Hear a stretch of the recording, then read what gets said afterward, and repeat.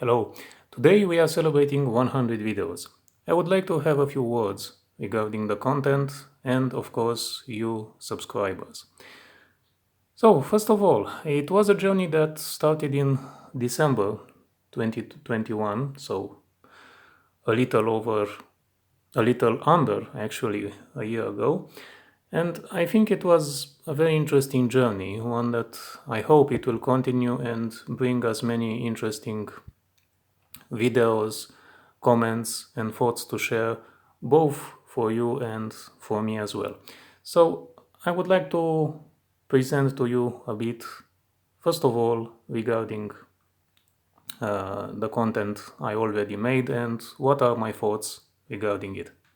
So, first of all, I was pleasantly surprised about the number of subscribers. Although you can say that 58 subscribers is not particularly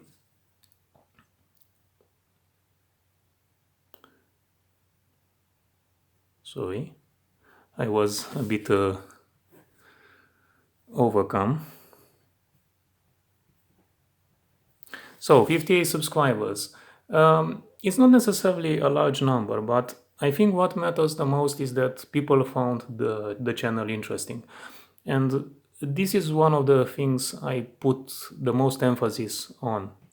Of course, I would like to have a bigger audience, but what matters the most is that some people found it interesting and they remained on the channel. Very few persons, I think, got on the channel and then went away, which is fantastic in some ways. Of course, considering the fact that the amount of time I can allocate and the production quality for videos is not particularly stellar, and there are many other content producers that have much better videos. But still, I found it very pleasant that there are so many people, at least at this early stage, that find this channel interesting. Of course, I dream about having more persons that would watch the content, but still I have to think about what I am bringing. And in some ways I brought interesting content, and in others it wasn't particularly a good choice probably, but we will see along the way. So first of all, let's mention pleasant surprises. And I think that the most interesting one is that there were some videos that got quite a large audience, particularly a much larger one than I would expect. So, first of all, thank you for watching.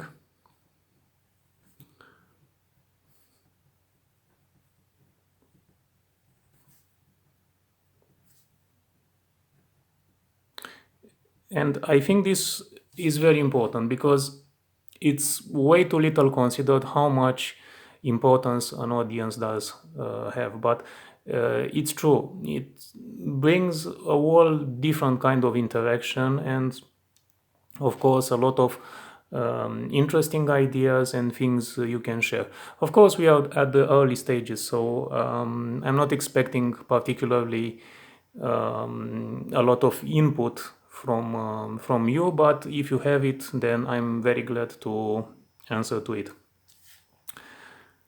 And I think that the most important aspect is the following. There can be a lot of subjects being discussed on the channel, and I have not shied away from various subjects that I think have an important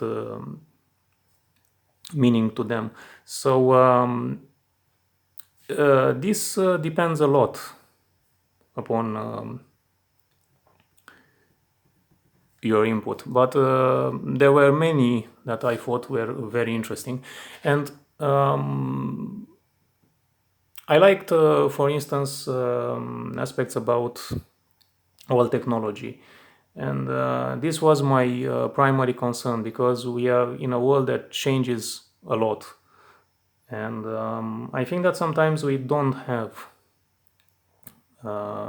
details or a perspective that goes in some ways a little more balanced about the past, not being overly sugarcoating some aspects, and perhaps also trying to think that the present is the best approach. There were many ideas that I think follow very well certain concepts, and when you see them created and offered in a way that showcases this, I still think it has an advantage. But we brought many subjects, for instance, ones that pertain to technology, ones that were linked to history, society, and others that I think more or less were interesting in terms of instructional materials, so instructables, tutorials, and so many others. And I think that this vast array of possibilities covers very well what we can present on this channel. However, I have noticed that historical and society aspects may not be entirely a choice that favors a lot of interactions. So I think those can be probably set aside for the moment, as far as I can tell, and focus on what was the kind of materials that you seem to be mostly interested in. Although, as I mentioned before, there are many subjects that can be addressed.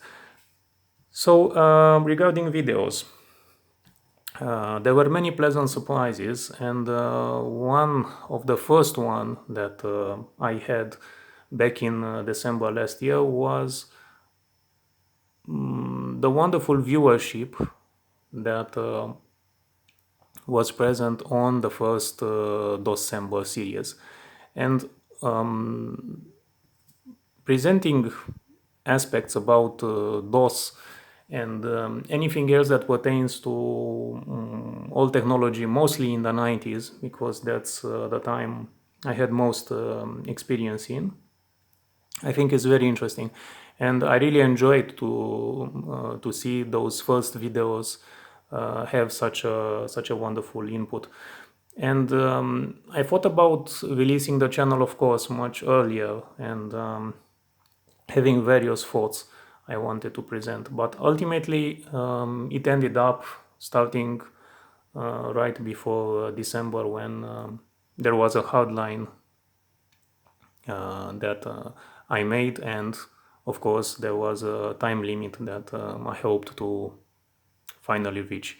And of course this was also due to the fact that I also had another project at the time, and that was the website I was creating. So the timeline was a bit delayed, and hopefully starting close to December was the last potential moment I would have before the end of the year.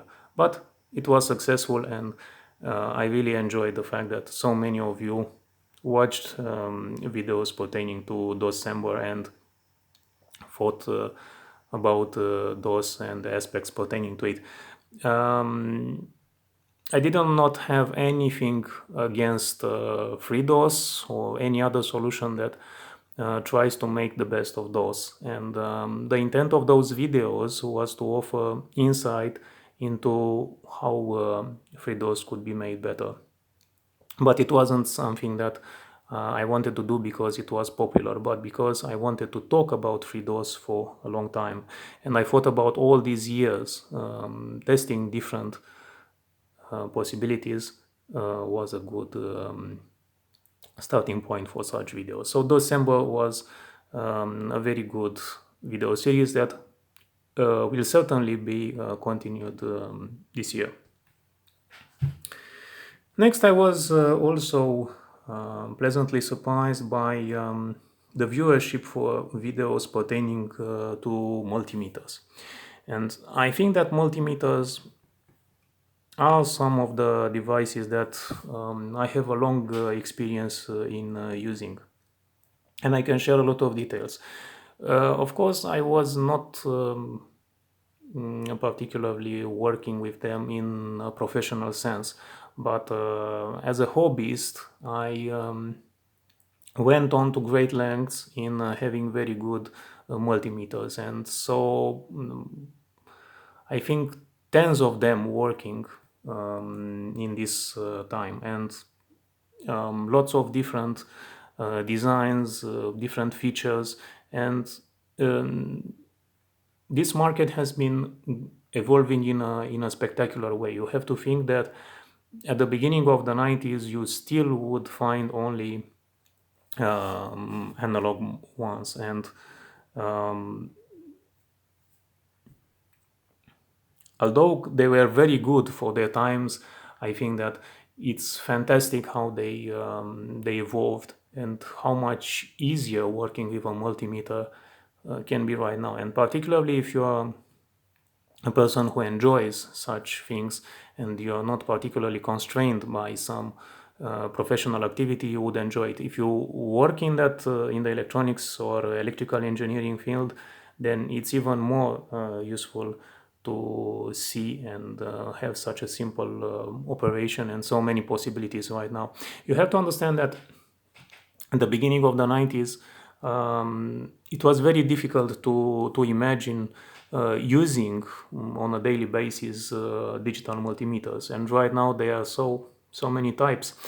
And I have very many things to share about how things changed, what where some of the best developments and where some things didn't quite go as intended. And I think that what comes in the future, probably some sort of synergy between oscilloscopes and multimeters with more features available even on very basic testing equipment, is going to be fabulous in a sense when we are looking back at what technology offered only 20 years ago. And we can go back and forth and trying to make those comparisons that to some of you, I hope they may be very interesting. One of the first videos that were being made were about digital multimeters. The Unity Chinese multimeters have been very successful, both in terms of price and mostly in terms of reliability. Even if they are not up to the level of Fluke meters or other world brands, they still fare very well. And even if there may be some struggle between thinking about having such a multimeter or switching to another brand, it's still clear that the tendency of having more features cheaply and having much better built multimeters will stand with or without multimeters built in China, considering the tendency that we see in terms of challenges between the Western world and China. But I still think that both digital and analog multimeters are still interesting. And of course, I have a fondness for analog multimeters because in some ways we are more and more disconnected from what was actually a staple of working with equipment some decades ago. And I think that they still have a lot of appeal. Although there are many devices that are ultimately having quite a poor build quality. And the idea I had when releasing the video about the Jingyi MF47 was to showcase a concept that started wrong with a design that was flawed in many ways, but still it could have on the surface a certain appeal. And I still find such devices to be good for educational purposes, even if you cannot take them at face value and they are in some ways a safety hazard, but used with a lot of care, and of course not in situations where you have to work with mains voltage. I think that they are very good, in the sense that you can have a different perspective from the one you are already expecting today. And I think that having this sort of experience and making comparisons is still a very nice approach. So I was very pleasantly surprised about both analog and digital ones. So I thought that this one I should say, because I was highly appreciative of comments and of course any sort of input regarding them. The next one that I think also had a very good presence and I was pleasantly surprised was a video about the 1997 Compaq Armada laptop. I don't know if particularly many persons have a fondness for Compaq Armada laptops. It's very difficult to say. They were vintage laptops. In some ways they were popular, particularly in Europe. And I think they were also to some extent in America, even if back then there was a large competition between Toshiba and IBM in creating very good models. However, I think that this particular one was very nice, and I wanted to share with you how a very good laptop was available on the market. Of course, it was not cheap by any means. I think it was more than $1,000 in back then, so probably around $2,000 currently. So it wasn't cheap, but that was the amount of price you would expect with laptops back then. And I think that it was a very nice surprise, of course, starting from the screen, the keyboard and the rest of the build quality of the laptop that could be shared and experienced with you. And I think that such models were fantastic in many ways. And I enjoyed a lot making the video and seeing such a successful model. Next on the list, of course, are IBM ones. I had a fondness for IBM computers for a long time. Of course, right around the mid of 1990s, IBM went further away from popularity. And first it happened with desktops and then with laptops after the early 2000s. But I still think that they had a lot of success, and most of the ideas and concepts they placed and the technology they pushed for, I think it was entirely successful. And I think that starting from around 1995 and getting up to 2003 was the golden age of IBM laptops. And I think that I cannot state enough how much the evolution shaped what we saw later. And I think that the whole concept of build quality, the concept of having connectivity early on, and so many other features, and particularly a very good build quality, were things that were having a very high impact on what we see today. And I think that we have to have a lot of fondness for IBM and what they did when they were, even if not in the position of market leaders, they were the ones that were pushing technology.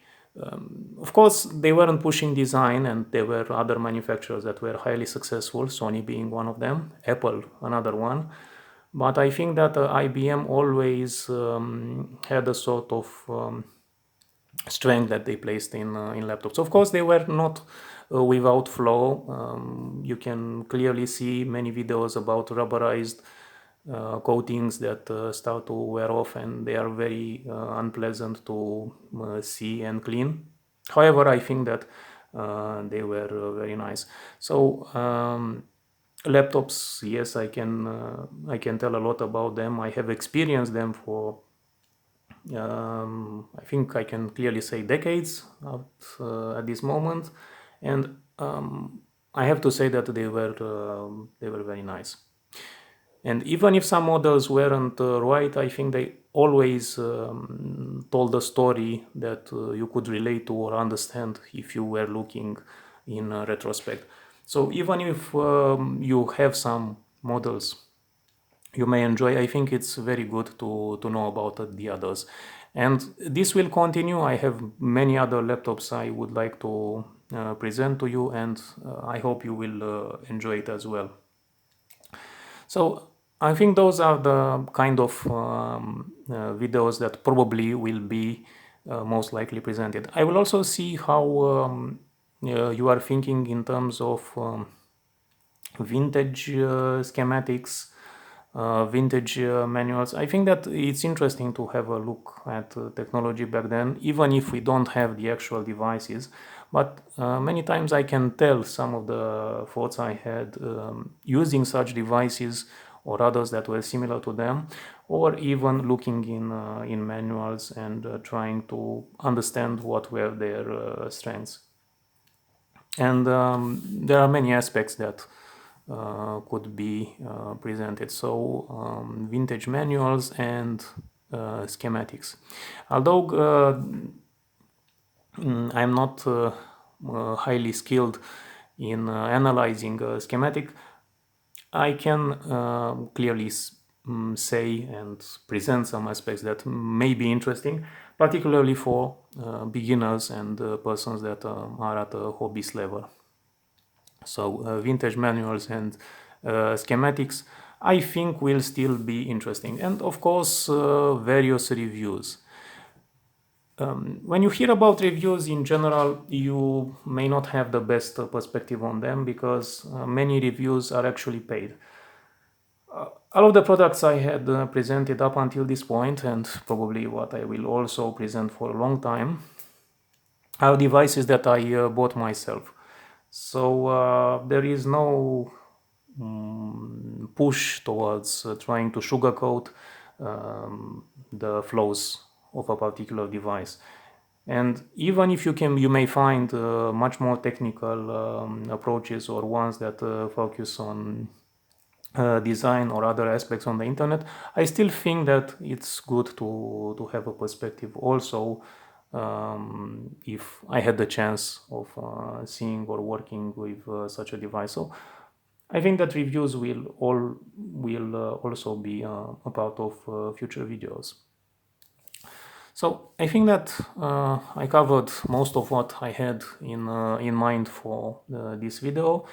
So first of all, yes, thank you very much for subscribing. I still hope I will be releasing many interesting videos, and I always enjoy input from you. And I also would like to make an announcement, and if you like it, hopefully we can have a chat, of course, if you want. On the 24th of November,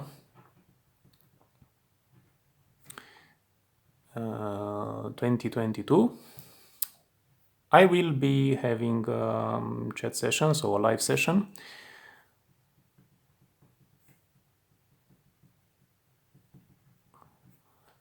And it will be placed at around, it will start at around 5 p.m. GMT. So if you enjoyed seeing some of the videos and would like to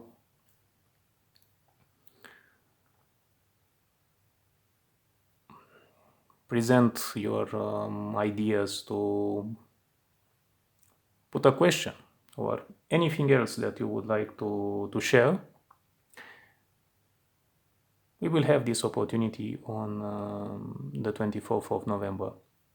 And this is more in line with the idea of celebrating 100 videos, even if it may not be something that will become a staple of the channel or will become a weekly occurrence.